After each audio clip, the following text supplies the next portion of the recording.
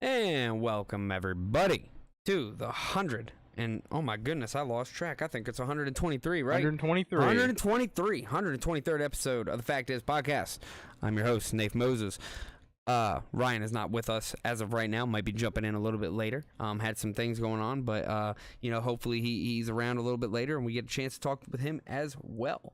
So welcome everybody. Appreciate you all being here. Stuart, hello. How you feeling back there, Mr. Stu? I'm feeling good, buddy. How are you? Good. I'm doing good, man. Been a great day. Got to cook a nice dinner, enjoy the weather, so it's always a good day when you get to get outside and just enjoy life. Yes, sir. So, welcome, Dean. Dean, appreciate you being here. Thank you so much for stopping by. Hopefully you're here for the majority of the show because we got a lot to talk about tonight, y'all. So, just make sure you all keep tuned in, and we're gonna go through these and talk and discuss, and of course we want your all's opinions, so please make sure that you all give us your opinions. But without further ado, Stu, you ready to jump right into it? I'm ready. Let's get it. I love it. So real quick, hit to the board. I'm going to let everybody know what we're going over tonight.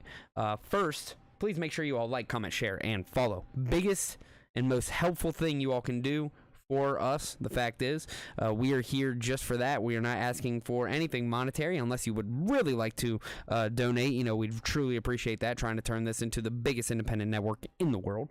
But the best thing you can do, and for free, is like, comment, share, follow.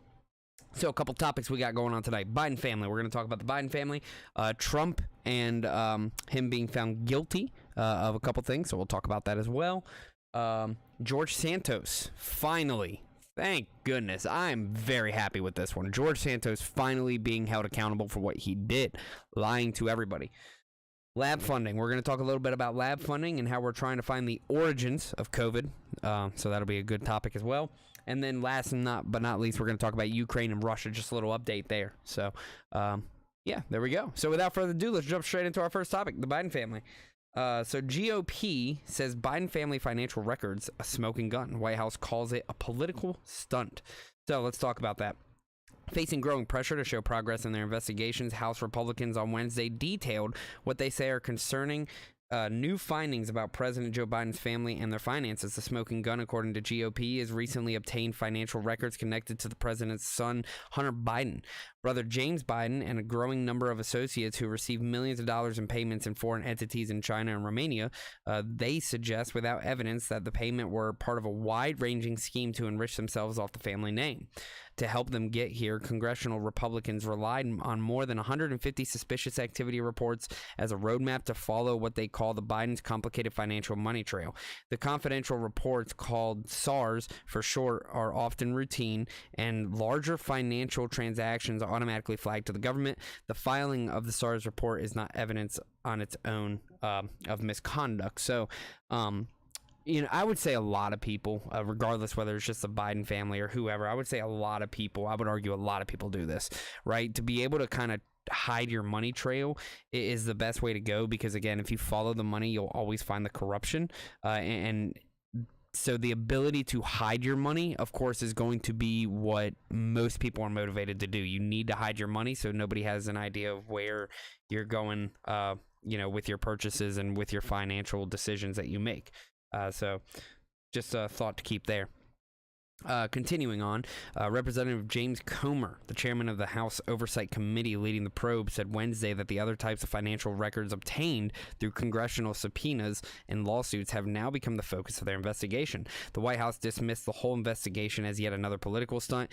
Congressman Comer has a history of playing fast and loose with the facts and spreading baseless innuendo while refusing to conduct what his so-called investigations with legitimacy, White House spokesperson Ian Sams said in a statement. Here's a deeper look at the suspicious activity and how Republicans are using them as a roadmap to investigate the Biden family. So what is a suspicious activity report? Let's start there with the definition, right? So financial institutions are required to file a suspicious activity report to Financial Crimes Enforcement Network, otherwise known as FinCEN, no later than 30 calendar days from when it detects a suspicious transaction that could have links to money laundering or terrorism financing. First originated as criminal referral form, suspicious activity reports were established through the 1970s Bank Secrecy Act in 1996. According to FinCEN, the form became the standard way to report suspicious activity in the financial system. The rules around the reports were later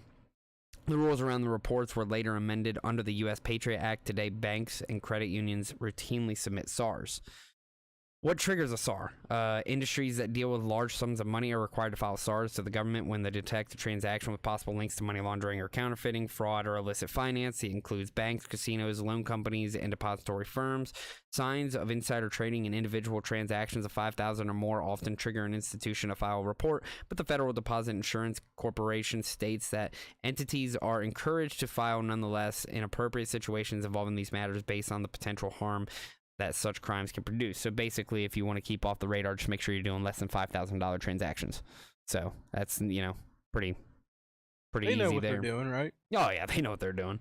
Large transactions involving foreign payers, like the kind that Hunter and James Biden are known to have engaged in through their work, are the kinds of transactions often flagged by federal authorities. SARs can also be filed by individuals or entities outside the financial sector, including law enforcement, public safety workers, city or state officials, business owners, and even the general public. Law enforcement agencies use the reports to uncover and prosecute illegal activity, as well as help identify and counteract fraudulent and criminal behavior before it becomes a larger issue. In recent years, electronic SARs reporting has increased through FinCEN's Bank Secrecy Act e-filing system. Nearly 42,000 reports were filed by the loan and financial services industry in 2021, according to the data compiled by FinCEN, a huge jump from more than 1,500 reports filed in 2015. So, of course, the article continues to go, but really I just want to talk about the evidence they've kind of gathered. So up until now, Comer and Republicans have not publicly revealed evidence to substantiate their claims of wrongdoing by the Biden family, but Comer said their investigation into the Biden family is widening. This is not just about the president's son, this is about the entire Biden family, including the president of the United States, Comer said during an appearance Sunday on Fox News. So we believe there are a whole lot of accounts that the IRS and DOJ don't know about, because we don't believe that they've done a whole lot of digging in this, and we have. So Go back up and they talk about Trump. now, yeah, I mean, so they talked about Trump a little bit. The filing of suspicious activity reports against elected officials is not uncommon. During the Trump administration, Deutsche Bank's anti-money laundering division recommended filing suspicious activity reports on transactions conducted by Trump companies, including the Trump Foundation, the firms owned by his son-in-law, Jared Kushner, and Michael Cohen, a one-time attorney for former President Donald Trump, had several suspicious activity reports filed against him, including one that recorded a $500,000 deposit from a company connected to a Russian oligarch who donated money to Trump's inauguration fund. So, I mean, just like Trump or Biden, I mean, they're all tied in with some sort of foreign national, just a foreign, right? A foreign and entity. that former NSA agent, he just recently made a deal with somebody in Asia. I think it was Japan and someone else. I can't remember. I mean, yeah, you have all these government employees doing dealings with foreign countries. Right. Regardless of whether it's Trump or Biden, right? We're seeing that on both sides of the coin, right? They are doing suspicious activity, suspicious transactions, and I feel like now more than ever, Americans are finally starting to open up to the idea of moving away from just the left or right, because I think they're seeing that everybody's a little corrupt, right? And there's so much corruption out there. There's not one person with any kind of integrity coming out and saying, hey, I didn't screw off, I didn't mess around, I followed the rules, I filed my taxes properly, I did this properly. You're not seeing that. It's very unfortunate, but we don't have any candidates up there like that, because unfortunately those are not the individuals who get elected. And what can we do to prevent this going forward? I don't necessarily have those answers. I can have a lot of discussions. I can talk to you about what I think my ideas are, but I mean, that's something that we talk about every single day here on the podcast. You got to vote with your conscience. Make sure you're voting for the individual that you actually believe in, and we have to find a way to start insinuating a third party. Or not insinuating, what am I trying to say? Injecting a third party, whatever. We need somebody else up there. We need more democracy. We need 100% more democracy, but we need more not following party lines. We need to follow the individuals and what they think, because the individual at the end of the day is going to be who changes and what changes all of this. But unfortunately, right now we're not seeing that. Those parties, they control those candidates. Right now they primaries. Do. Yeah, because of all the money they pump into it. Yeah. So, I mean, when you continue to pump money into it and you have super PACs that are donating towards specific parties, the parties are just going to light it up towards that candidate. I mean, they're just going to go full throttle and give them all the money they possibly can. So that's why lobbying is such a difficult thing to discuss. It's hard to discuss super PACs and things of that nature. So, we need to find a way to solve this. The system seems pretty broken. The system is tough. It is broken, of course, because we haven't adapted with time and change, right? Eventually we should have came up with term limits. That should have been a thing forever ago. And yes, our founding fathers made some mistakes that they potentially didn't see, but we can't blame our founding fathers for something, 1776, right? We are talking about the beginning of this country in 1776, and we haven't evolved and changed since. Now, here's the thing. I'm not going to argue that, they couldn't have done better. I mean, of course they could have, but they fought an entire war. They got us our independency from Britain, and we were able to finally become a country of our own. And at that point, it's up to us to be able to evolve and change. And I mean, I do think we do need to change a little bit. We have some things that we can do. It's just going to really take the people to truly make this change happen. So until we actually understand our system and how we're a republic and how this republic works, we won't see the change that's necessary for us. So Yeah, so back to the NSA. He was a retired NSA director, right, and he won consulting deals with the Saudis and Japan. So I guess technically he's a private citizen.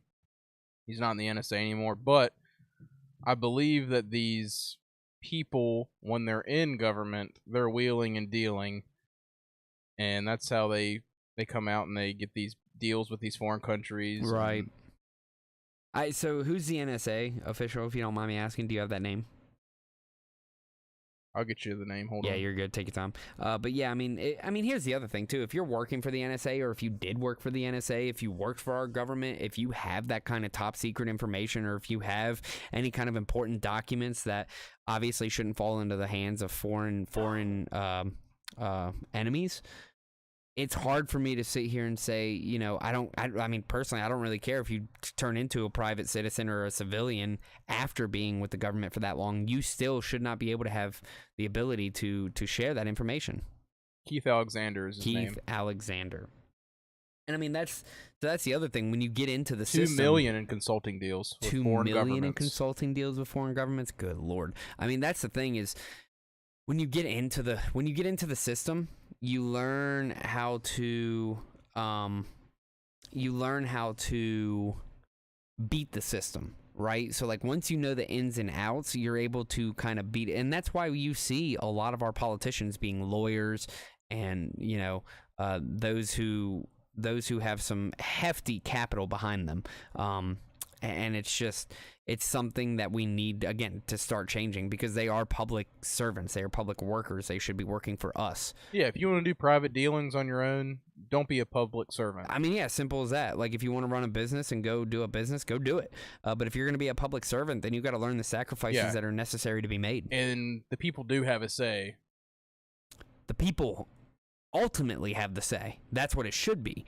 Yeah. That is how our system is supposed to be, but it's not like that right now. So hopefully we can get that way. But so anything else touching up on the Biden family and their name and what they're trying to do with their business dealings? And so, you know, we'll keep up with this. I challenge people to don't make this all about Biden. Don't make this all about Trump. Look at both sides. Yep.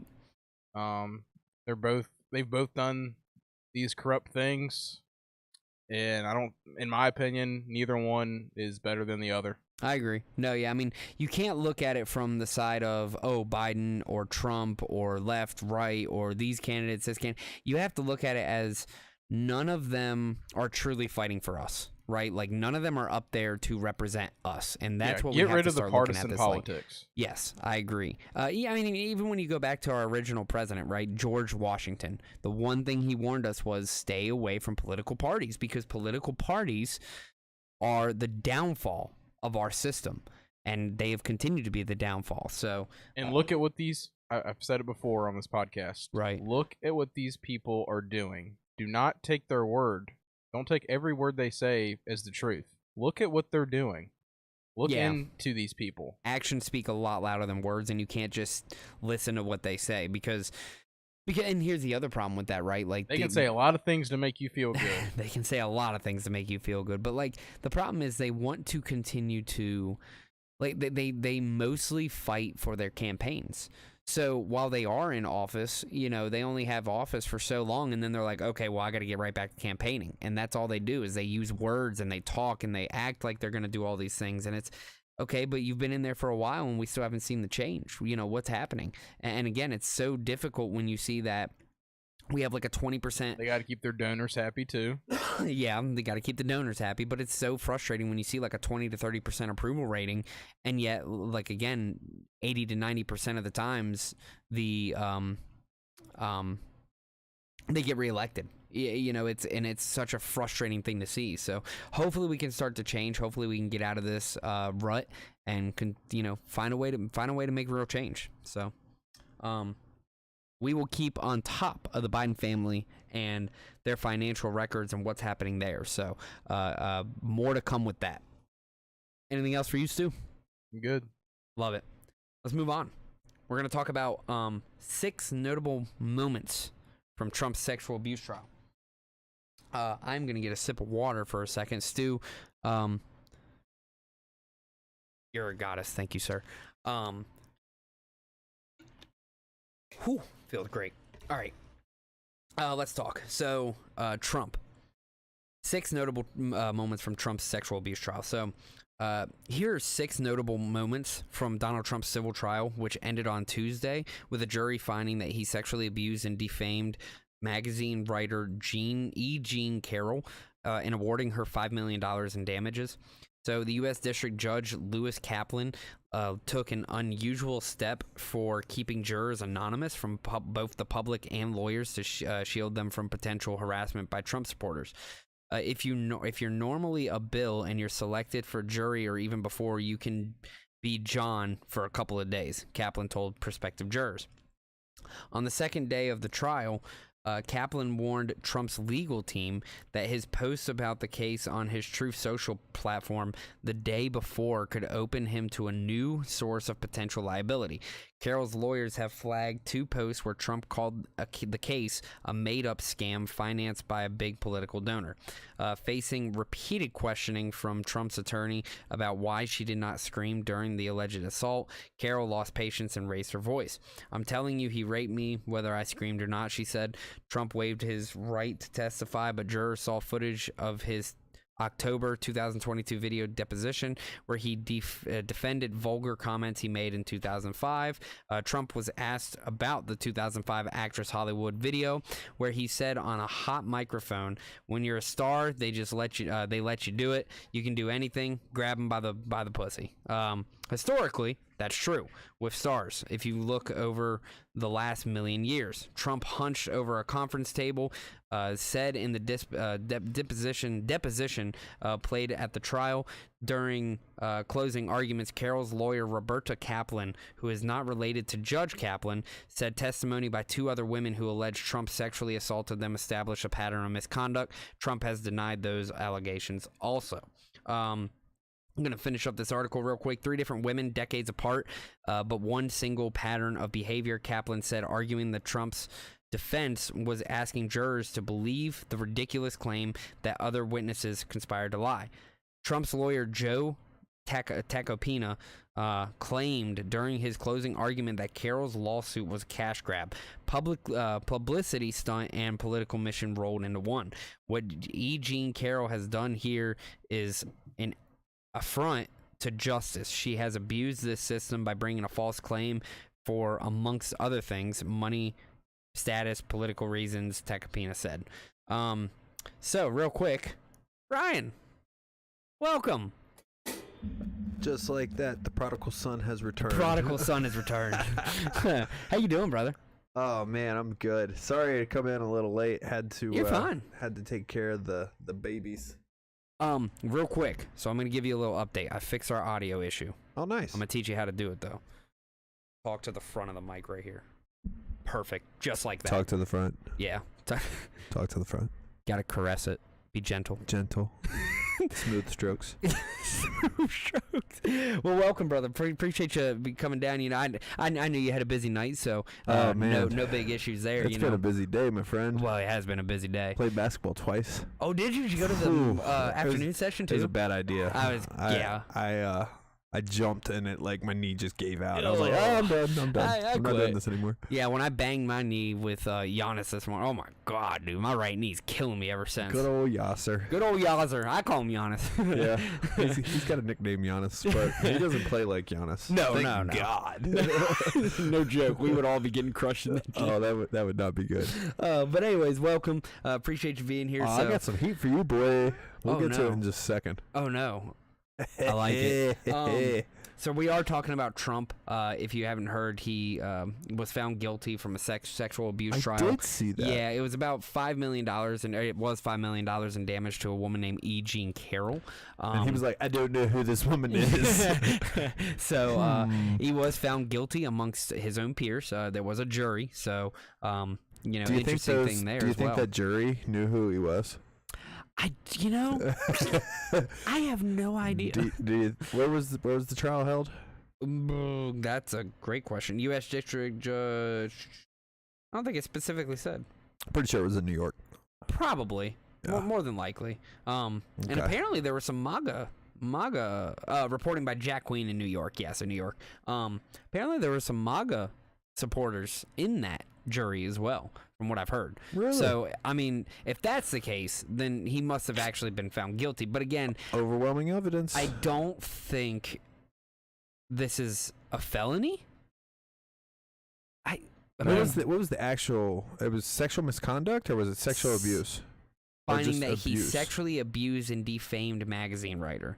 So, I don't think it turned out to be a felony, because if it was, then the big story would be Donald Trump cannot run for president again, Yeah. right? So, Well, no. I know he's appealing it as of like literally as soon as it came down. Oh, I'd imagine, his yeah. Lawyer came out and said to the press that he was appealing. yeah. So, I don't even think he was there for it, was he? was he not? He I don't was think so. there. I don't think he was there on the last day.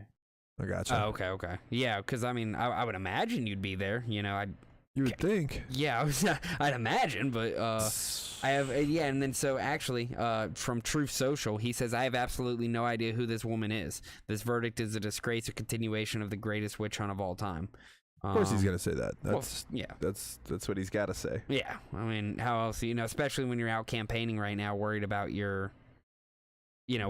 trying to become reelected. So, yeah, but anyway, so that was that topic. Not too much to touch up on there. I mean, if you have any other, thoughts you want to touch up on. So we did go over the Biden family.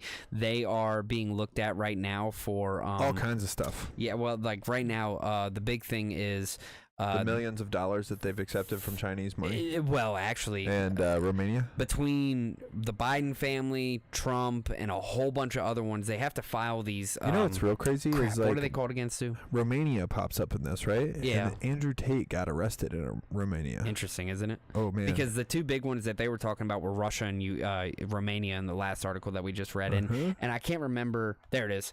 SARS. So you have to file a SAR. Industries that deal large sums of money are required to file a SAR. So let me guess, they didn't. No, they did. It's just they were the ability to be able to kind of how they were going about it. They were going through and just like anybody else, so many different bank accounts, so many different records, so many. You know what's real crazy is like, what is the Biden family business? Like, what do they do? Probably just call themselves investors, I'd imagine. Huh. I'd imagine. But I mean, truthfully, who knows? an If they're interesting investors, question, though, though. is there any like outgoing? Is there any evidence of outgoing money that invests in a company and then its return coming back, or is this just payments coming in? That is And another great if question. that is just payments coming in, what services are they providing? Yeah, because right now, like what they're investigating, what they're digging into is mostly just deposits and withdrawals. So they're just trying to figure out where all that's going to. And that's the thing; it's connected to so many different things. Scroll up, 10% a little for bit, the big Stu. guy. I want to be able to find where it was talking. Yeah, wide range scheme to enrich themselves off their family name. There it is. So to help them get sounds here, like a Ponzi scheme. congressional Republicans relied on more than 150 suspicious activity reports as a roadmap to follow what they call the Biden's complicated financial money trail. So with those money trails, you know how they do it. They just, everywhere. Show me the money. Show Jerry Maguire. me the money. Love that Jerry movie. Maguire out here. So yeah, It's about time somebody investigates somebody for something. they're investigating the Biden family. They're investigating. No, they were supposed to file a claim on Trump. Go back down to that one as well. I can't remember exactly what that one said. I typically just click off these articles as soon as we're done with them, but no point. We'll touch back up on it. Go back up a little bit. One more, I think. Yeah, there it is. So the filing is suspicious. During the Trump administration, Deutsche Bank anti-money laundering division recommended filing suspicious activity reports on transactions conducted by Trump companies, including the Trump Foundation and firms owned by his son-in-law, Jared Kushner. Michael Cohen, a one-time attorney for former President Donald Trump, has several suspicious activity reports filed against him, including one that recorded $500,000 deposit from a company connected to the Russian oligarch who donated money to Trump's inauguration fund. So it's between Trump, Biden, all of them. Again, you know how they do. They want to get as much money as they possibly can, and they want to hide it through. Notice how this stuff gets real heightened during election times. Yeah, I know. All It's of funny, it isn't it? does. All of it does. And now they're Sheesh. attacking both sides. So Both it's of 'em. like, Both of 'em. if we're attacking both, then who the hell's going to be our third option? The rise of the Libertarian Party. Yes. God, I hope so. Also, I got some smoke for you. Let me hear it. Yeah. Hold Remember your communism is perfect without humans comment you were making last Communism is perfect on paper. week? Without humans? So, Paper. again, Humans without self-interest. Okay, without humans. So I actually got to have a conversation with somebody who just got back from Cuba. Right. Communism is no bueno, Oh, sir. absolutely no bueno. Because the people of Cuba, so I think it was 2 years ago, there was There was a huge revolution, wasn't there? huge revolution. I actually went to a march in D.C. for it. You and Tucker did. Yeah, didn't you? we went to a march for that, and it was really enlightening. And you saw these people from Cuba, and they came and they talked about their stories and what they've like. It was so many of them were like, if you believe communism is good, then you need to go over there because it's horrible. And I, the looks on their faces, the disgust, how scared they were for their family members and everybody else. It's not good over there. And honestly, there was a huge revolution. There was riots. There was everything. And then it got quiet. It all just kind of went away. And I haven't heard a thing about Cuba. Yeah. Because it's communism. Again, communism. So here's will what they never told work. me, right? So, the person's cousin is an engineer. He makes a total of $35 a month. Wow. As an engineer, they have cards. So, if you send somebody money in Cuba, right? It goes onto a card, and that card can be used at commissary. Right. So, kind of like prison. Right. So if you don't have one of those cards, you cannot shop at different grocery stores and stuff like that. You have to find a free market store through that currency through that you that can card. use American dollars, but it has to be through a free market store. There's very few free market stores. Right. So the entire society is controlled.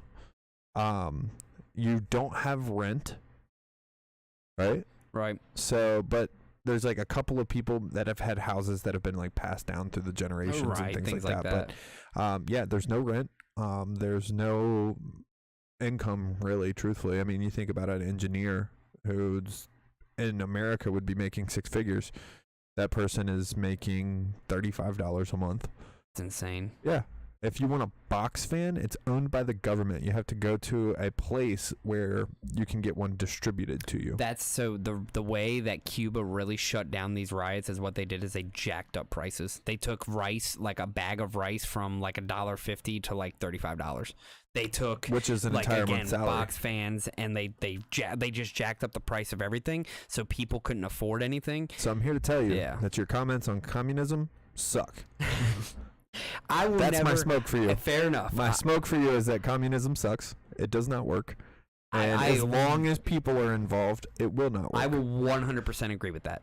And because even on paper, it sucks. As long as there's greed and self-interest, nothing will ever work to the degree that anything could work, right? I mean, human personalities, emotions, whatever you want to call it, are always going to get in the way of what a great society could come out of if we all work together. Until, you said, the hive mind, and then we're all just screwed anyways. So what the hell does it matter? Real quick, want to say what's up to Dre. Beat me up, Scotty. Appreciate you beat me up, Scotty.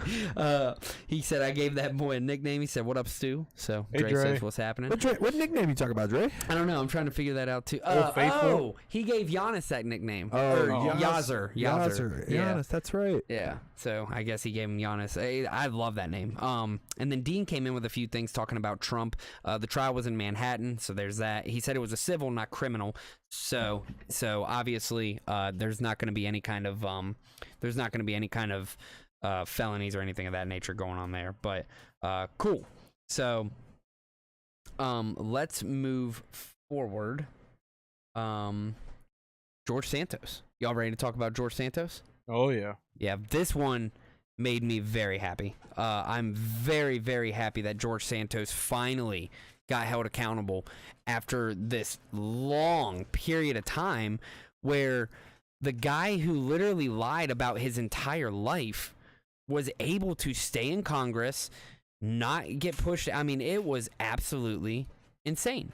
So thank goodness for George Santos finally getting held accountable.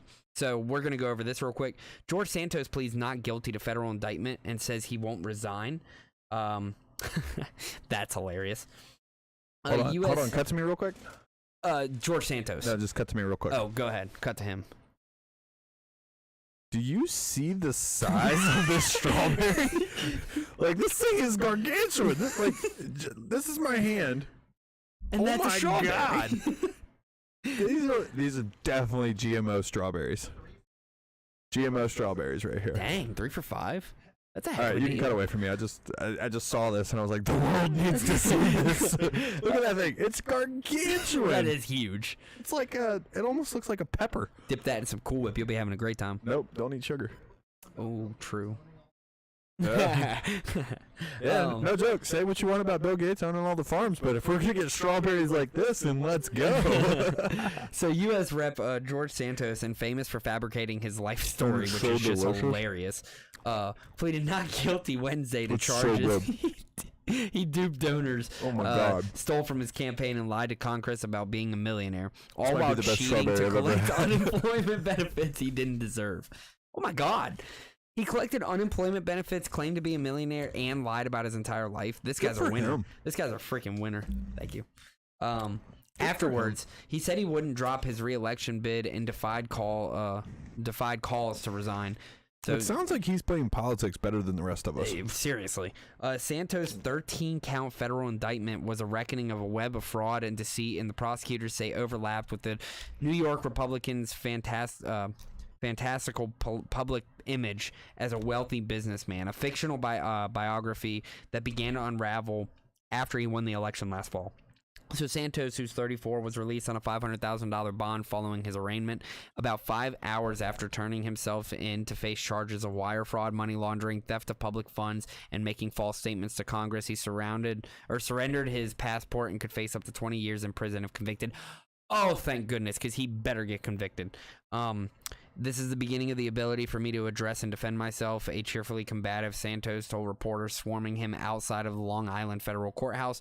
He said he's been cooperating with the investigation and vowed to fight the prosecution, which he labeled a witch hunt. How is it a witch hunt when you literally lied about your entire life? I don't get that, because again, if I lied about my life and turned it into a company and got a job and they found out I was lying, I get fired, potentially even charges put against me. Why would it be any different for him? I think now, instead of Russian disinformation, everything's a witch hunt. Yeah, that's what they're all saying. I mean, like, Trump called it a witch hunt. You know, Biden's probably going to call his family a witch hunt. He called George Santos Red Scare. Wasn't that what it called? Maybe on the left. Or Scarlet Fever or something like that. Wasn't that what it was called back in like the 30s, 40s, or 50s when McCarthyism. Yeah, McCarthyism. When they were going after the communists, anybody who was communist in the country. Yeah. If you're on the left, you say Russian disinformation, but if you're on the right, you say it's a witch hunt. Yeah. The Red Scare, I think, is what it was. Red Scare, yeah, I believe that was a good nickname for it. Scarlet Fever or something. I don't know. So yeah, this is the beginning of the ability. Oh wait, no, blah blah blah. His lawyer Joseph Murray was more circumspect, saying, "Anytime the federal government comes after you, it's a serious case. We have to take this serious." Santos said he planned to return to Washington, where the indictment is amplifying doubts about the freshman's ability to serve. House Republican leaders are taking a wait-and-see approach, saying Santos is innocent until proven guilty. Others are reiterating previous calls for Santos to step aside. I think we're seeing the wheels of justice grind slow, but they grind fine, said Senator Mitt Romney, a Utah Republican who confronted Santos on the House floor. Sounds like the name of a porno flick. Yeah, right. Grind fine. Joe Biden's State of the Union address in February. Asked about Santos on Wednesday, Biden said, "I'm not commenting," adding that anything he said would be construed by some interfering in the investigation. Asked if Congress should expel Santos, Biden said that's for Congress to decide. Hey, that's probably the smartest thing Biden's done in a while. Just stay out of it and let it play out. I wonder how many times he gaffed when saying that. Santos also is accused of lying about his finances on congressional disclosure forms and obtaining unemployment benefits while he was making $120,000 as a regional director for an investment firm that the government shut down in 2021 over allegations that it was a Ponzi scheme. Goodness. The indictment seeks to hold Santos accountable for various alleged fraudulent schemes and brazen misrepresentations. U.S. Attorney Breon Peace said, taken together, the allegations in the indictment charge Santos with relying on repeated dishonesty and deception to ascend to the halls of Congress and enrich himself. What if this is just a case study into how easy it is to get into politics? It could be. Who knows anymore? How corrupt the system is. I can't keep up with these criminals anymore. I can't either. It's ridiculous. They're the ones that are leading the free world. Yeah, exactly. Santos was elected to Congress last fall after a campaign built partially on falsehoods, mainly by falsehoods. He told people he was wealthy, Wall Street deal maker with a substantial real estate portfolio, who had been a star volleyball player in college, among other things. That one's like a perfect one, too. Let's see, what else has he lied about?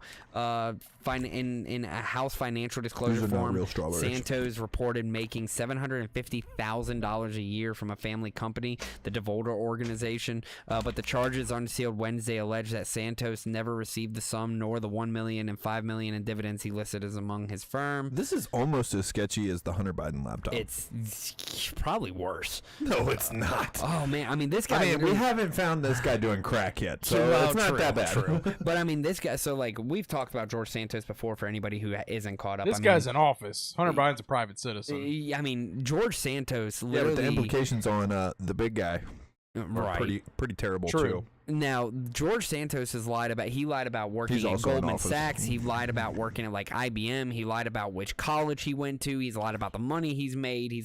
I mean, goodness. But a month before his election, he should fit right in on Washington. Yeah, right.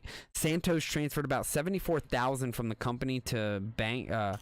From the company to bank accounts he maintained, the indictment said. He also transferred money to some of his associates. Goodness. I mean, what did he not do?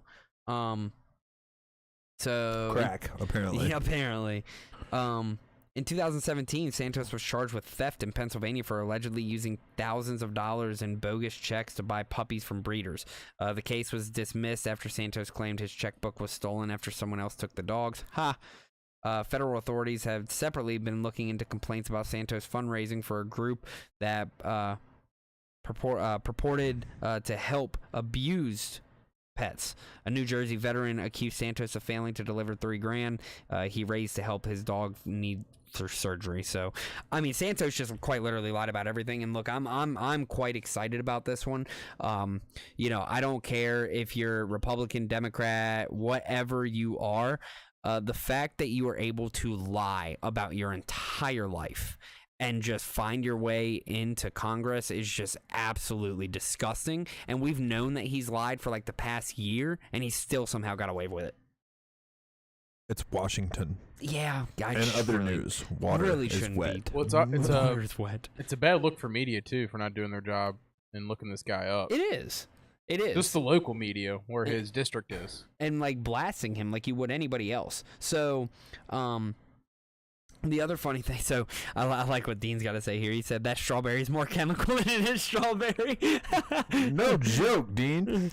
Yo, that thing had the crispness of an apple. That is not a real strawberry, but it was delicious, I will say. So going back to Biden, I just got an alert for an article saying the FBI won't turn over a document from a whistleblower to the House Oversight Committee that alleges Biden took bribes from a foreign national. The FBI says they're protecting confidential human sources and information, and that was from Washington Times. And then Ground News also said, doesn't want to share the article. So that is absolutely crazy. And that's the one that you sent to me, Stu. So, Biden took bribes? I mean, apparently Biden took bribes and now they don't want to turn it in. So that's great too, and it's because they're trying to protect the public. I mean, he also did a quid pro quo, and no one's talking about that either. What did he do for a quid pro quo? In Ukraine, he was like, I told them they had to fire that guy, or I wasn't releasing the $4 billion. That's right. Lo and behold, they fired him. That guy was fired by that afternoon. That sounds like a quid pro quo to me. But yeah, so bringing it back to Santos, like I said, we'll keep up with that. He pleaded not guilty, but again, if he is found guilty, then that is 20 years. 20 years he should be held in prison. So I am hoping that comes around.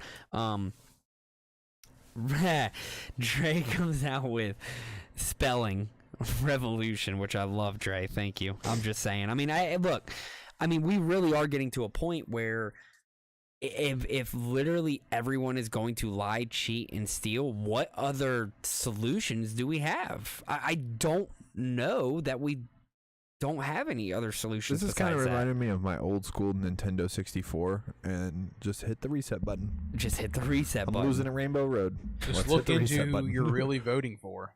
Look into these people. That's where it starts, is people being competent and understanding how our political system Quit picking works. R and D and look at the candidate. I mean, but Stu, it's so tough when you go to a poll and it says if you want to vote Republican, vote this, and if you want to vote Democrat, vote this, and it's just so easy. The sample ballots are so easy. Well, it's like our guest Steve said a couple of weeks ago, and the unchecked, like, the ways that you can game the system are appalling. Yeah. I mean, it's masking up on every single vote you want to go to. Hitting like 4 or 5 different voter boxes. Like, come on, man. There's got to be a point where... It's my favorite Joe Biden quote. Come on, man. Come on, man. Come on, man. There's got to be a point. There's got to be a point where somebody starts taking over, and it's got to be the people. Because... I mean, let's be honest, though. How many, like, if it truly did turn into, and I know we're getting a little off topic, but, like, if it truly did turn into a revolution or something of that nature, could you honestly see our military following these false leaders? Because I don't. I do.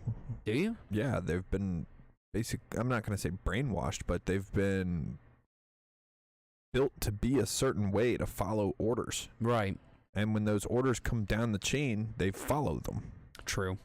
So I don't know. And that's no disrespect to the military. I mean, what they teach them is very valuable in the heat of battle or something like that. If an order comes down, you follow the order. Because you have to trust the intel. So I mean, I'm not that, like I said, I don't mean that as a slight towards the military or anybody who served in the military, but I could absolutely see, because that's what they're trained to do. You're not wrong. Yeah. You're not wrong. But I feel like if it came to a point where the people were standing up and saying, "Look, that we can't keep doing this," like, what I think it would look like a lot. I think it would be a lot like you remember that scene from Talladega Nights when the 2 kids are running away from the grandma? They're like, Anarchy! I don't know what it means, but I love it. That's what I feel like revolution in America would look like. That's what it would look like. Either that or people would just like hide in their house like, what's going on? Like, because that's the very that's the very last Except for the thing South. I think. The South would be having a heyday. They'd be like, man, we've been waiting for this. The South has been waiting to rise again. Been waiting for this for 160 years. Yeah, exactly. Our time has come. And that's the last thing I think anybody wants here. But, like, again, when you have individuals, like bringing it back to George Santos, who are able to get into Congress and years later, after finding out he's lying, just now getting indicted, if he's not found guilty, just like the Biden family or Trump or anybody else where's the accountability? Yeah, I mean, seriously, when is it going to end? And when is all this going to stop? Dre actually made a good comment as well. He said, so you lie to get in office, you lie while you're in office, and you claim everybody is lying to get you out of office. Ooh. So I do like that, but then I also like what Dre came back and said. He said the military does not operate on that principle necessarily.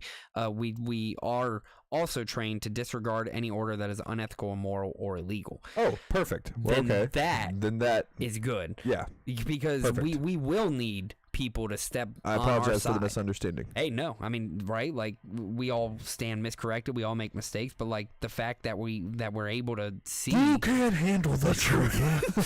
You want the truth? God, great movie, man. I love these a few good quotes. All right. But anyways, so full circle, George Santos, we will keep you up to date with that. Very, very much hoping that he gets held accountable for all the things that he's done wrong and what's happened there, because that's a step in the right direction, I think we can say. I would say so. Y'all good? Ready to move forward with the next topic? Because we got a good one on this next one. Y'all are going to like this. So, scientists linked to the Wuhan lab back in business as U.S. renews grant for natural origins research. We have a lot of human serum samples in the freezers around Southeast Asia, and they will provide clues, says EcoHealth. So, EcoHealth, which was funded by the CIA. Great. The U.S. government has resumed its funding of EcoHealth Alliance, the pioneering but controversial research organization whose ties with the Wuhan Institute of Virology were called into question following the COVID-19 outbreak. EcoHealth, run by the British-born zoologist Peter Daszak, confirmed on Monday that a grant from the prestigious National Institutes of Health will be restarted. Real prestigious. I don't even will be restarted following its termination shortly after the pandemic broke out in 2020 amid a political firestorm. Under the terms of the grant, EcoHealth will receive $568,370 for each of the next 4 years to continue its work on bat origin coronaviruses. Well, I mean, that's not even, in terms of research, that's not a whole lot of money. It's not even close.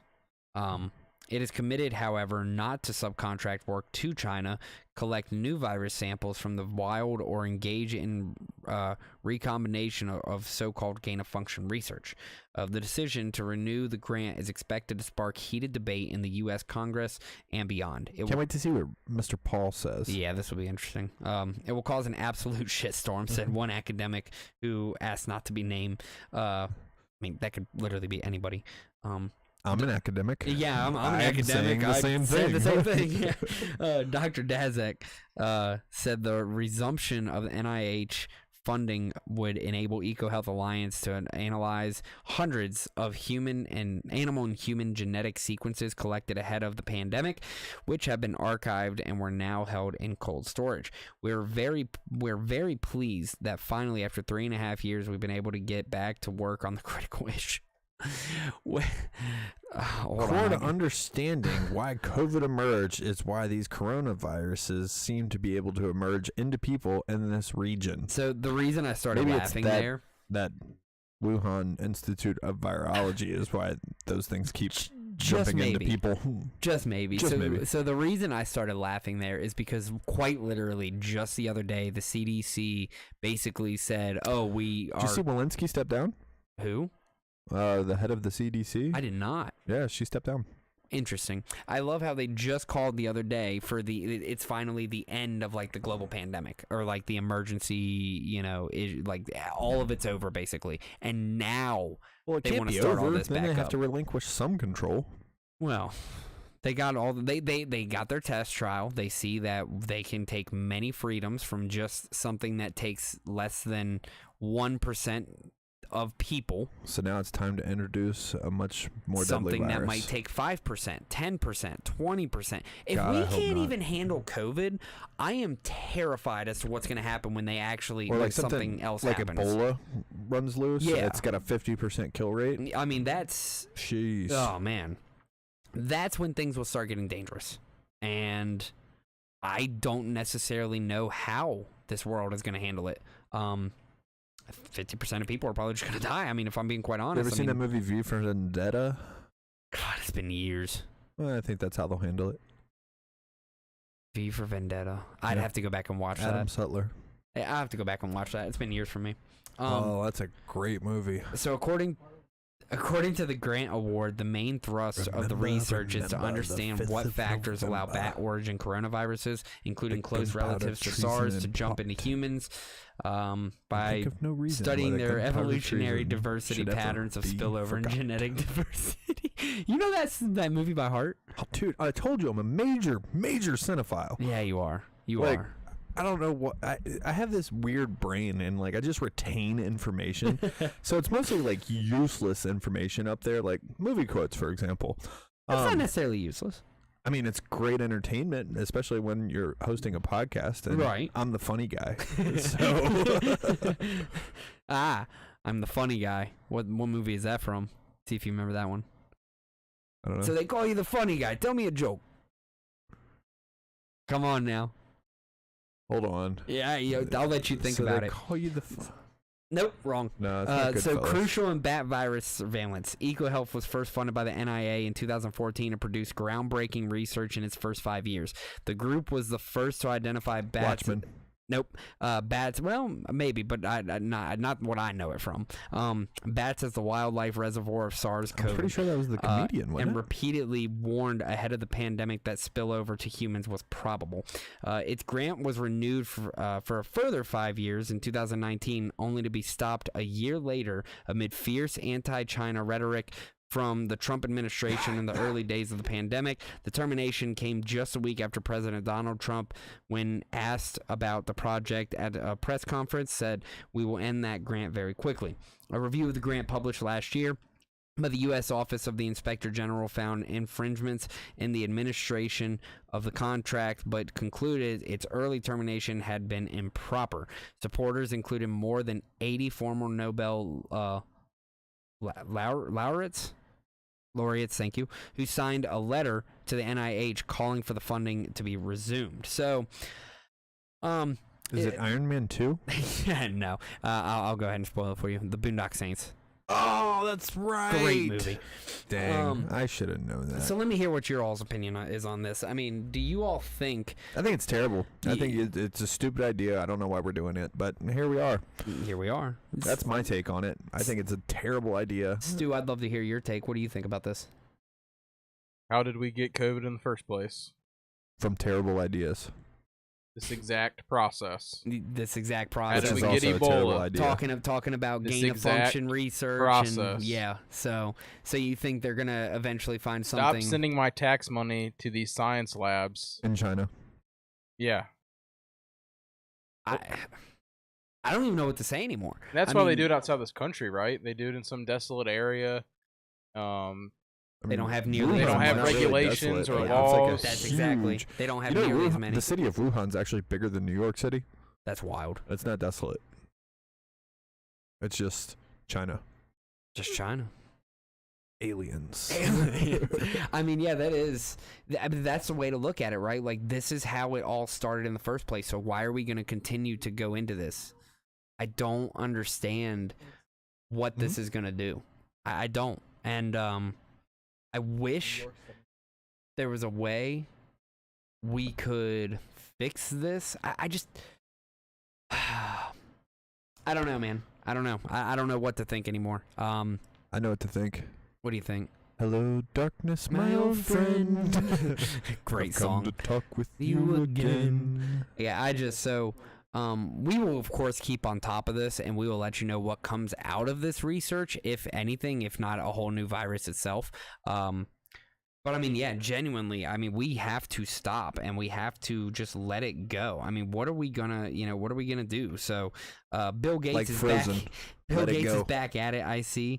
V for Vendetta gave us the anonymous mask, and then Event 201. I think we've talked about that multiple times, but goodness, my memory. Event 201. So let's talk about Event 201 as soon as it pops up here. So Event 201 pandemic tabletop exercise. Let's see. John Hopkins Center for Health Security. Interesting. So the training tabletop exercise is based on a fictional scenario.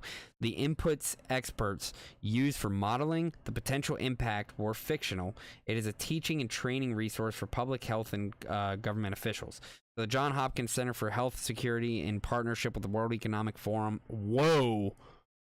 Okay, this gets kind of deep here. The John Hopkins Center for Health Security, in partnership with the World Economic Forum and the Bill and Melinda Gates Foundation, hosted Event 201, a high-level pandemic exercise on October 18 of 2019 in New York. The exercise illustrated areas where public-private partnerships will be necessary during the response of severe pandemic in order to diminish large-scale economic and social consequences. So what's hilarious is they did this right before COVID, and then all of a sudden it happened. And they still failed with their approach. This is insane. So I'm going to encourage people to look this up. I'm going to put it in the chat so that everybody has a chance to. But yeah, I mean, apparently it was a tabletop exercise that I'll put it in the chat. Simulated, yeah, you got it. All right, thank you.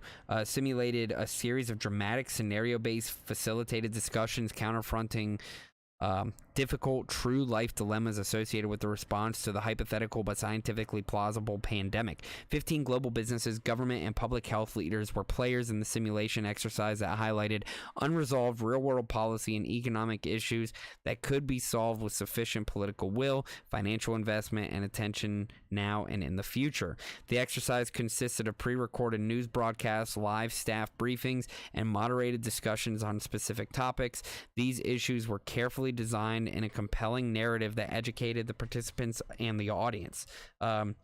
So its purpose in the recent years where the world has seen a growing number of epidemic events and accounting to approximately 200 events annually. These events are increasing and they're disruptive to health, economies, and society. So basically they play out these scenarios and they go over it and talk about it, and they have all the players listed. This is really interesting, Dre. Thank you for bringing that up. And of course, everybody, please do your research, read up on this, because this is interesting. Considering how they did an entire simulation of how this was going to happen, then all of a sudden it happened. So do your research on this one. Stu, did you get that in the chat, or do you want me to send it to you real quick? I got it. You got it. Thank you. Appreciate you. But real quick, let's turn to our comments, make sure we didn't miss anything here. Okay, so Dean, yeah, not a good idea at all. Less restrictions on research techniques, lower standards and quality of work. Either no one learned anything from the last 3 years, or no one cares. And I would argue it's the latter. No one just really cares. It's kind of like they tell us what they're going to do before they do it. Interesting, isn't it? And then Dre, I see his comment, but it won't scroll down here. That kind of sucks. So Dre says, there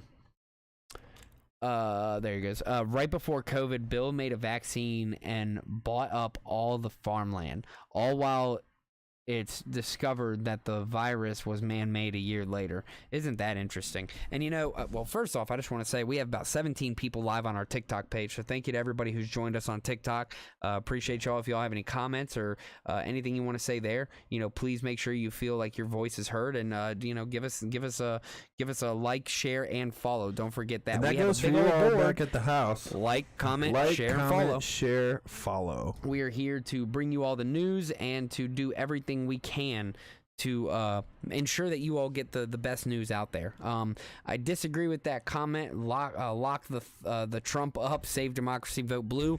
Blue is just as bad as red, so I completely disagree with that comment on our TikTok page. Vote yellow. Vote yellow. Yeah, that's right. Vote for independence. Or vote green. That's why they were quick to have a vaccine, which is really interesting, Dre. I appreciate that take into it as well. So again, we will keep up with what happens out of the Wuhan lab and all the research that comes out of there, or not necessarily the Wuhan lab, but scientists that came out of there and that are going to be going back into studying the origins of COVID. So we will do everything we can to ensure we dive into that. So with that being said, I'm good to roll into our final and last topic. If you all are, y'all good to go?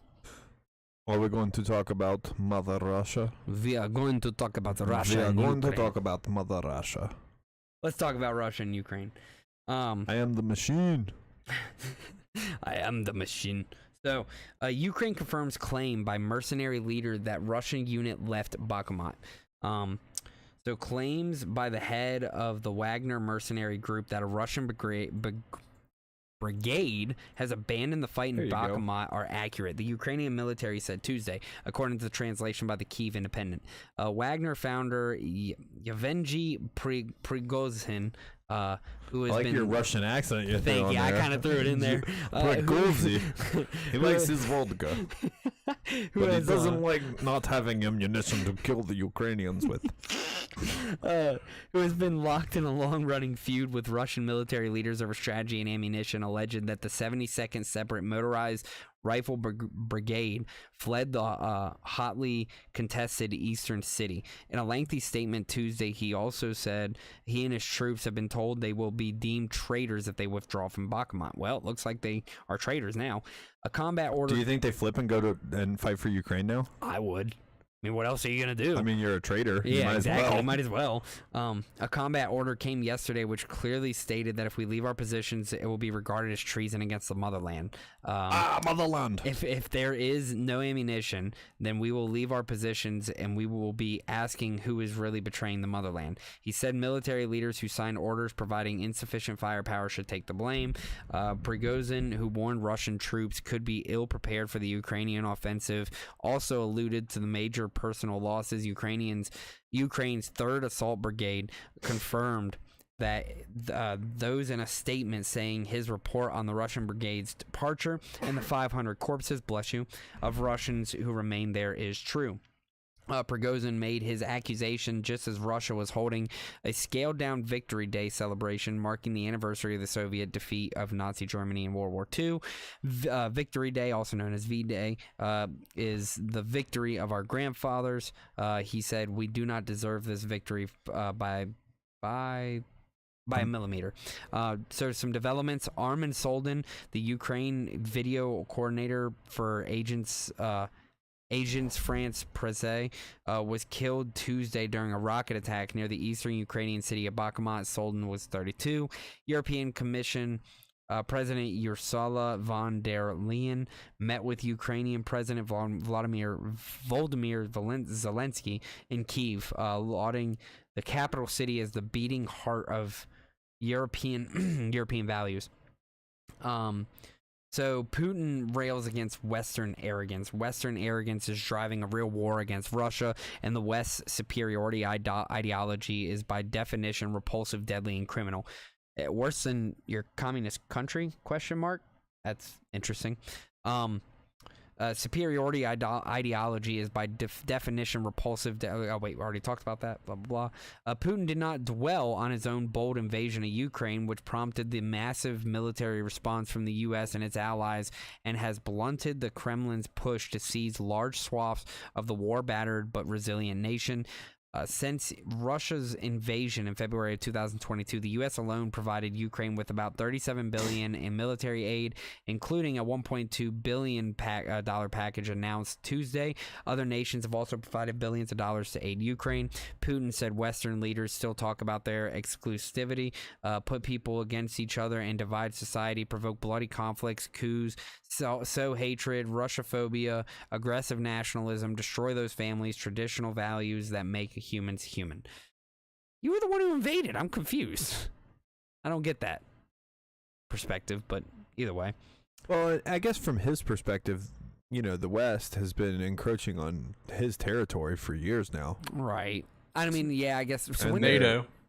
NATO in general. And when did Putin get into power over there in Russia? Does anybody know exactly? I think it was 2001. 2001. And then he was out for like 6 years and then came back and then just declared himself the dictator. I wonder if basically. I wonder if he had any kind of connections with those who were maybe part of like the USSR back when it was the Soviet Union and they had the, you know, like the Cold War times. I wonder if he has any of those kind of like mentors. Yeah, like people that came out of that generation that were mentors, and they're trying to ramp that back because they're still a communist country.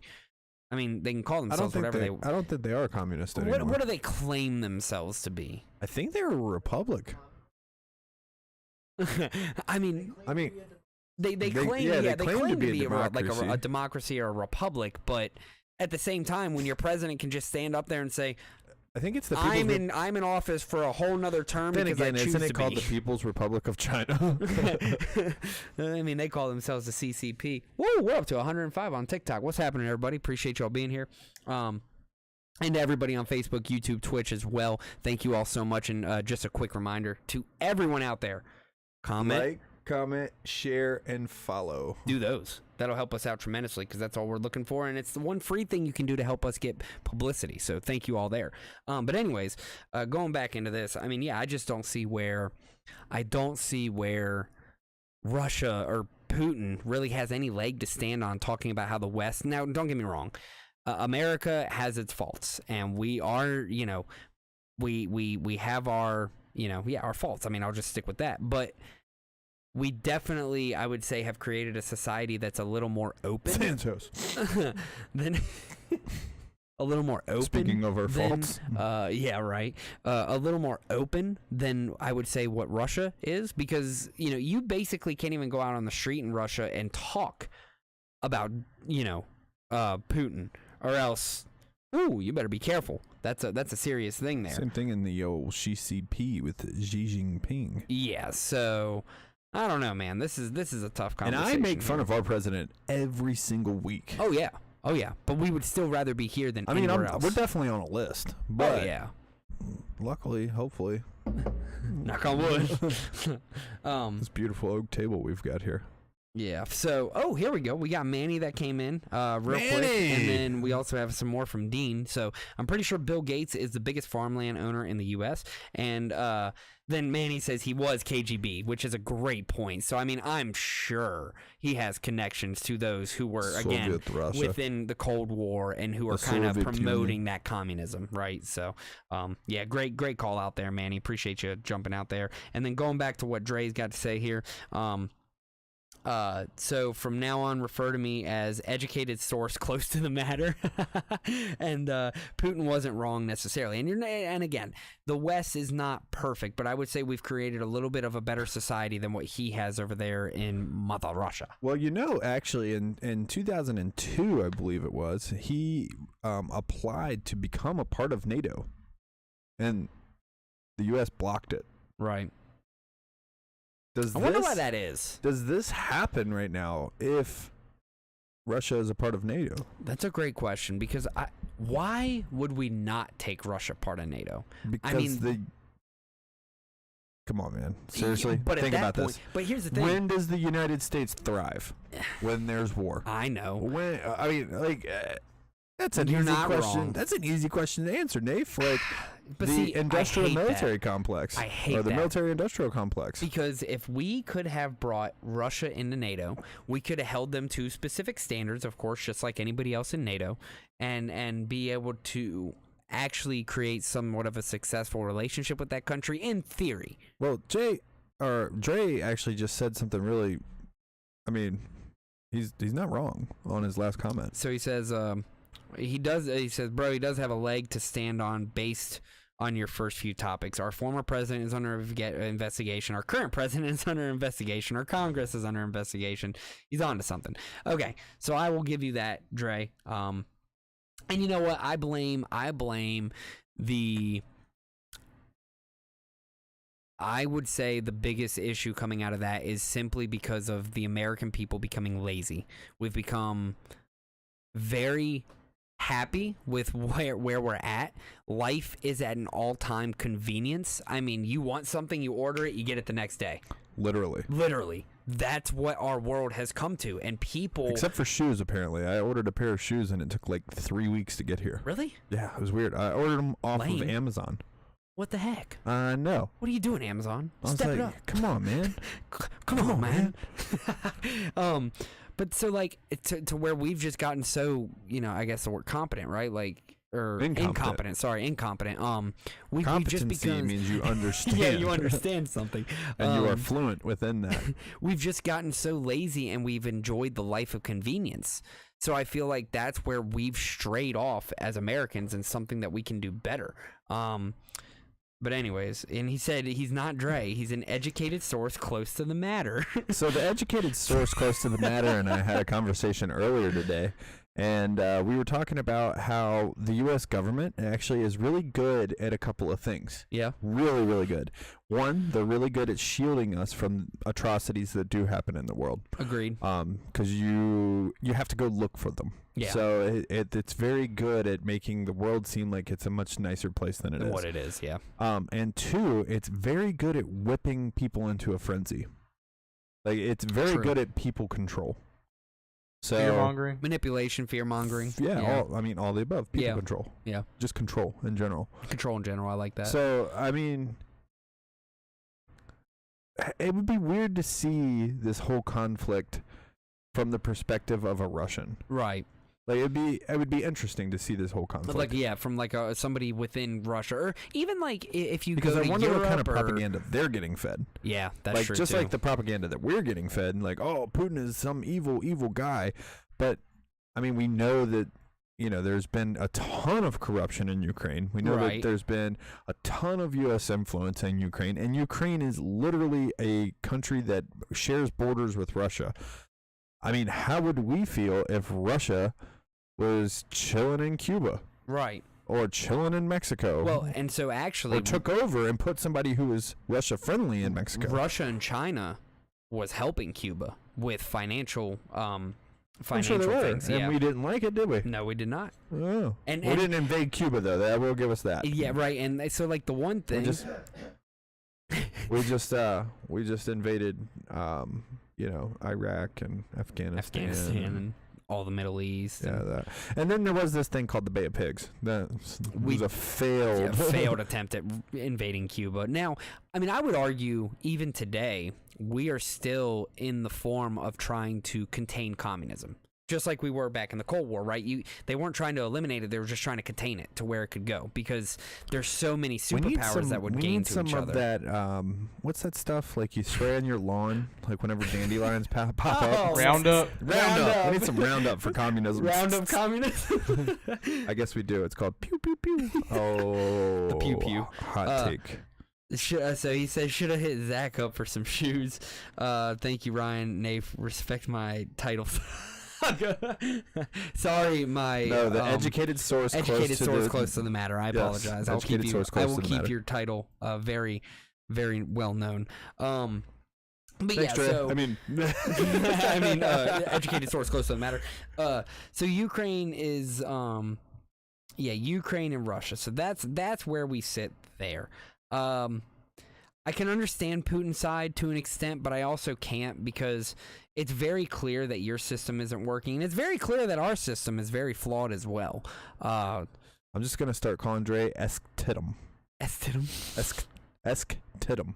I like Educated that. Source, close to the matter. There you go. Yeah, Esktidum. Nice abbreviation. Yeah, it's an acronym. But I don't really, I don't know where else to go. How do you feel about Ukraine getting another 1.2 billion of our dollars? I know. Are you happy that your income tax is going towards this? I am just thrilled. Because I am over the moon. Do you see my happy face? And my property taxes and my sales taxes and I my love it. breathing tax and breathing tax. Everything else that they tax us for. It's the tax situation in this country. Probably some of my Medicare tax is going towards it. I would argue like 20, 30 years ago was getting outrageous, but now it's to the point where it is literally just swallowing Americans alive. And it with truly taxes? is. Yeah, it is truly getting to a point. If only there were a president that came in, whipped Congress into shape, and passed a tax reform bill. Be nice. Oh, wait, it happened. Oh. Whether you agree or disagree with the tax reform itself, it did happen. Right. And people did see more money in their pocket. I am still among the arguments of a few things. No income tax. Legalize a marijuana. Tax the crap out of it. Legalize a marijuana. It's American. American-wana. American-wana. That's what Nate's trying to say. Legalize marijuana. Legalize crack cocaine. A bunch of different things. Don't. I'm just kidding. Don't legalize crack cocaine. Actually, there is an argument out there that if you legalize all that stuff, it's kind of like the bad behavior theory. Right. Like if it's something that you say don't do, then people are like, I'm going to go do that. So I actually hate to interject, but we have a comment on TikTok. Let's hear it. Real quick. So this person on TikTok, name is Spicy. I love the name. Spicy! I love the name Spicy. Any thoughts on universal income theory? So for any of those who don't know what universal income theory is, it's kind of self-explanatory, but Andrew Yang talked about it a lot during the 2020 presidential election. Universal income theory is essentially where everybody gets a base amount of income, and that's what you receive. So I think we are eventually going to have to get to universal income because machines are going to absolutely take over the job space. That's what I think is going to happen. Go ahead, Steve. Let's hear it. We got a guest tonight, or not like guest, but we got Steve here. So hanging Steve out and I actually were having a conversation about this universal income theory. Here you go, Spicy. And how in a futuristic world where AI takes over. Yep. Right? And AI solves world peace. Yep. Solves hunger. Solves all these things because it's astronomically more intelligent than we are. Than humans, and sets up a utopia, right? Like kind of like that movie Elysium, right? Yeah. Where everybody's living in the ring up above the earth and everything. Except all for of everybody the else world's that's problems just are sick solved. as hell. There would have to be a basic universal income, or everything would just be free. Yeah, because there's going to be a Do you remember point. talking about that? Because I wanted you to comment on it. You had some really good takes about it. All right. Yeah, I can jump in here a little bit. I fear. Get this man on camera. I do fear that. Here you go, Spicy. I'm actually turning the universal camera basic over here. income would just drastically reduce human motivation. What's the drive to excel if everything is free? If you take the analogy about the butterfly, you see a butterfly struggling to get out of the chrysalis, Right. and if you take some scissors and you cut the chrysalis open so that it can just come right out, Right. it rots and dies. Oh. Because if it doesn't squeeze itself through the membrane, it doesn't force the blood into the wings, and then Right. the wings never develop. That's an interesting thought. And that's humanity, right? Yeah. So if you look at what Tesla and then a bunch of other companies will immediately follow on and do this, if you look at what they're doing with robotics, with the Tesla bot or Right. whatever, Ultron, I don't know what he's calling it right now, but if it is what he says it's going to be, in a couple of years, they could be making hundreds of thousands of them. Right. And first, he said that they are going to go into the jobs that are dangerous, boring, and like repetitive or something like that. There were three, I think. I don't know. I don't recall. But that means dangerous, anything around roads. And he's already coming out with a fleet of Tesla semis, Yep, right? the electric semis. That's the biggest job and all of them have the equipment already to be autonomous, right? That was his plan. I'm going to build all my cars and trucks and everything so that they can become autonomous, and that's going to be the real business model going forward. Is you're going to pay I think you pay $200 a month now for it, but you'll be paying $300-$400 a month. Right. Everybody, every single person that's driving a car. And then your trucks and everything. Okay, so the what is it? The most popular job for men in America is driving something. I didn't know that. Yeah, it's the biggest job, like the biggest segment of employment for men in America. They move a vehicle from somewhere to somewhere else. Interesting. Transportation. So that'll be the first thing that can be automated, because all the machines are being created right now already. They just need to be turned on. See, that's scary because and then next is manufacturing. Yep. So once the Tesla bot is created in the next year or two, maybe 3 years, something like that. It's not that far away though. Right. We saw him having one assemble another one at the Tesla. Oh, so man. so once they can make it themselves, they've already automated most of the mining equipment. Or they will be able to automate it if it's not quite automated yet. The equipment's already in place. Right. They'll be mining the stuff. Their robots will be making more robots, and those robots will then be doing a huge portion of the jobs. And you look at New York City. Is there a job in New York City that an AI, just a little bit better than the ones that we've got right now, like maybe 2 years better? Right. Is there a job in New York City that could not be done by that AI? Probably not. Probably not. Yeah. Right? Probably not. So how many of those people are going to stay employed? Yeah. We just looked at the numbers. That's 18.6 million people. So yeah, just in New York. Do you do a universal basic income if all of those people suddenly become unemployed? So yeah, because what do you otherwise? Pandemonium? The idea is that was a great comment there. AI can be no smarter than the guys they install it. I disagree, because once AI actually starts to self-replicate or has its conscience of its own, it'll be able to then develop other AI to make it even more efficient and so on and so forth. Now, I agree with that at first. Like, right, it's not going to be any smarter than the person who invents it, or shouldn't say invents it because it's already here. who developed it, but it will eventually get to that point. Once it goes through self-learning and self-replication, like, then there's really no turning it off. Yeah. And it's just like sorry, major cinephile. Avengers 2, Age of Ultron, when it becomes self-aware, it learns how to not turn itself off. Right. Like, how to avoid being turned off. Right. And once that happens, then what do we do? Yeah. Because at that point, we just succumb to the higher life form. I mean, that's what it's going to become. And it will be. It could be scary. It could be a very bad thing if that life form deems us virus to the world or something like that. I mean, we are literally a destructive force to the world. We destroy nature. We, implement our own light. I mean, ecosystems and everything else. We're greedy creatures. That's just what we are. So if AI views us like that, or AI could look at us like monkeys. True. And just let us live as while it animals. takes care of everything. Yeah. So a couple takes here that I'm just going to kind of talk about. One,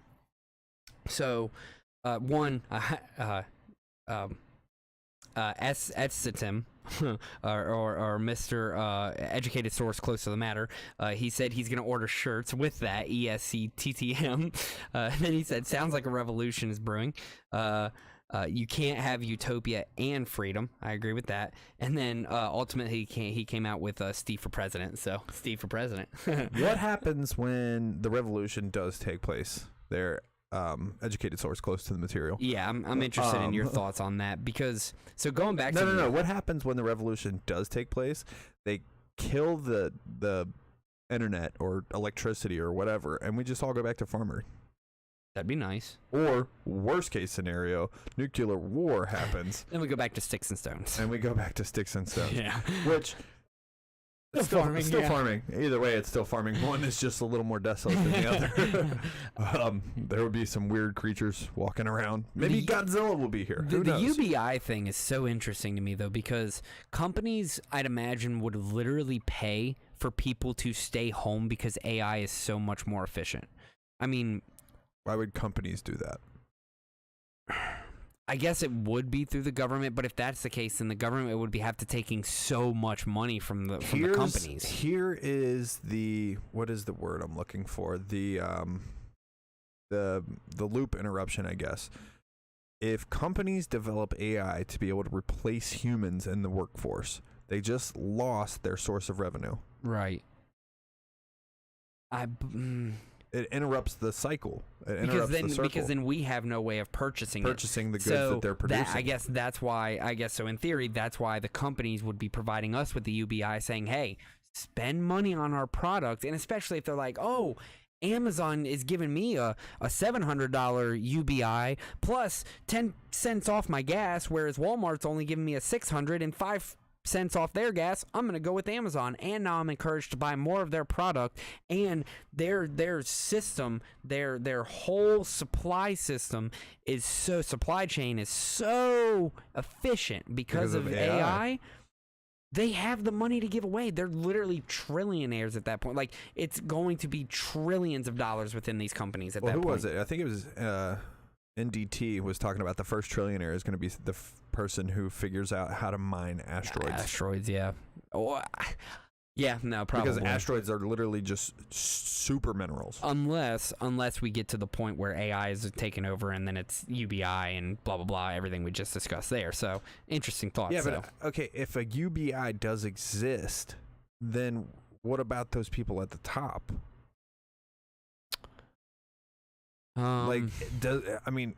At what point does it start to collapse in on itself? Like, kind of like Elysium. Yeah, that's what I'm saying. Like, if you have this group of super elites, which there already is a group of super elites that live way better, like, quality of life than anybody else, probably all of us combined. Yeah. With 142-foot long mega yachts the one was like 3 football fields or something. I think Bezos' new mega yacht is like 3 or 4 football fields long. What do you need that for? It's like got 3 helipads. It's the coolest looking boat. Like, that's a small city, bro. Yeah, no joke. But what? In the movies, there's always the revolution. Right, sooner or later. People kick back against that thing, like Tyranny. in that movie Out of Time, or what is it? No, what is it? Is it Out of Time with Justin Timberlake and Amanda Seyfried? Oh, remember they man. had the time counters on Yeah, their arms? yeah. And the quote at the end is no one should have 1,000,000 years if it means even one person dies. I think you're right. 2002. Yeah. Out of Time. Out of Time. Dang. That was good.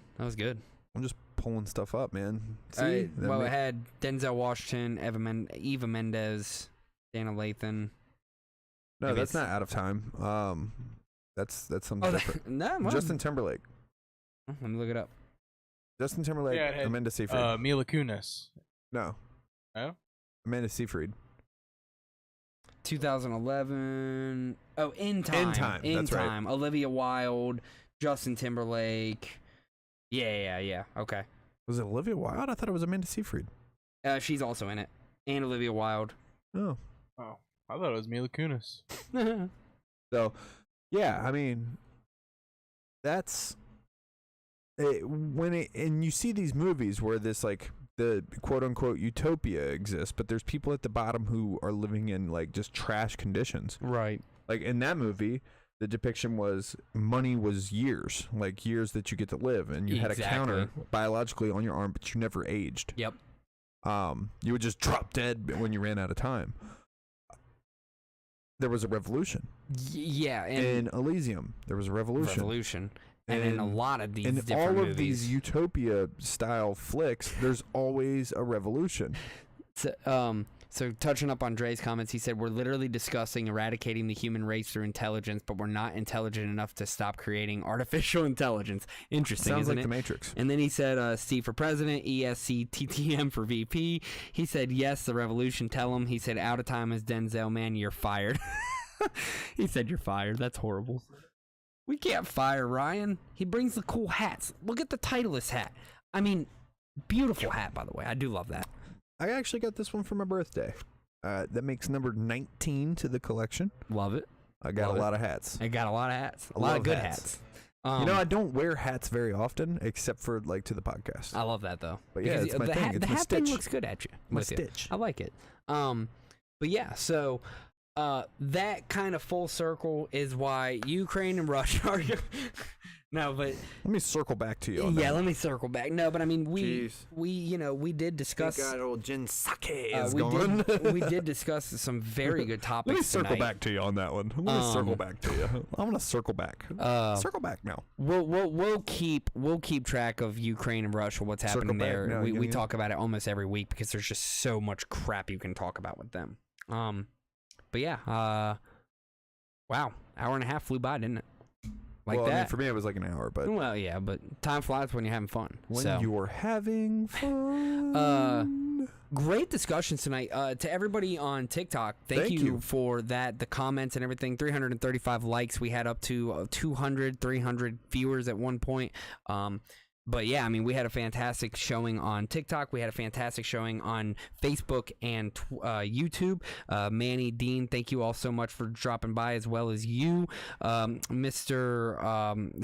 Educated source close to the material. Thank you. Thank you, sir. Close to the matter. Close to the matter. Sorry. Damn it. Material matter. I mean, it's kind of the same. It's same. So thank you all for dropping by, and thank you all so much for coming by. So, real quick, I'm good to start wrapping up and kind of giving our thanks and all that to everyone, as long as you all are ready to go. Well, Maeve, Yes.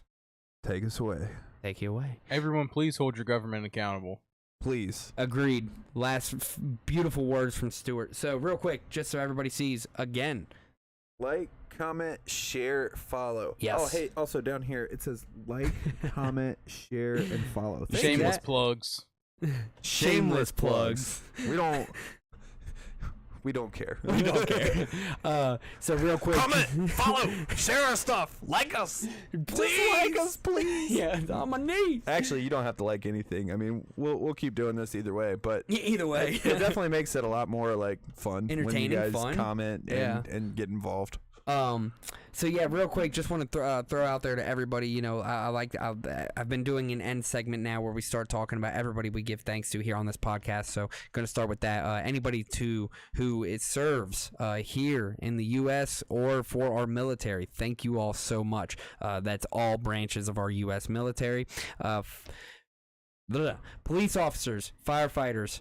First responders, of course, who I guess could be police officers, firefighters, or those who serve with our ambulance corps, those in our health services. I gotta write this all down. I gotta remember all this because I'm horrible. That was your about this. homework for last that was week. my homework last week. Steve even told me to do it, and I didn't do it. I know, Steve. I'm hurting. Oh my gosh. Hey, and in other news. Ow. Farmers, American manufacturers, anybody who's dedicating themselves here to America and trying to bring back American manufacturing or anything involving just the American economy and what we're trying to do here and what we're trying to create. Anybody who's contributing to society in a good way. You know what? That's a great way of putting it. Thank you. Public workers in general are just good. Could be subjective, Ryan. Ooh, you and your subjectivity. Subjectivity. Oh, hey, in other news though, yeah, your Knicks are down 3-1. Oh no, leave my Knicks alone. Actually, they probably just lost. I'm close to getting close to losing, probably close right to losing, about now. I'd imagine. And then the King, I think, is going to take care of business tonight. Dean does want to know though. So Dean said a couple things here. I planted a good garden this year, and he's ready to go back to farming. So Dean, thank you for being a farmer. He said, so what came first, the chicken or the egg? I'm out, man. Aliens. Whatever created that. But for real, great podcast as always. Can't wait till the next episode. No, don't you leave out you. the educated source close to the Oh no, matter. where did he come from? His comment at the end. Sounds like Sloppy Joe. Sleepy Joe. Oh no. Come on, man. Bro, what do you want from me, all right? It's a lot of people to thank and recognize people who do incredible things. So to all of you, Next, he'll be thank you. dealing with foreign countries. Yep. Yeah. Everybody in London, everybody in France. Next week, I will come here with a prepared statement of everybody I want to say. He says. Yes, or prepared send And for off. those of you who are waiting for Nave to have said prepared statement, please do not put your hand on your ass and hope it grows there. Hold the government accountable and hold Nafe accountable. Yeah, hold me Nate accountable. If I do not come with this next week, fire me. But anyway, no. so Ryan, He's digging himself a grave. Ryan, thank you for coming on, even though you were a little bit late. That's always we just enjoyed having you, of course, tonight. You know, I'm not a part of the show. Dang, bro! Well, You just thanks for guesting on our podcast again. Thanks for stopping by, Ryan.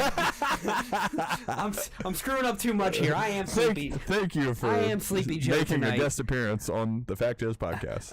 This is episode number 123. Our host, Nafe Moses, and I'm Ryan Mays. yeah, see, he gets to say his own name. And I'm Ryan Mays.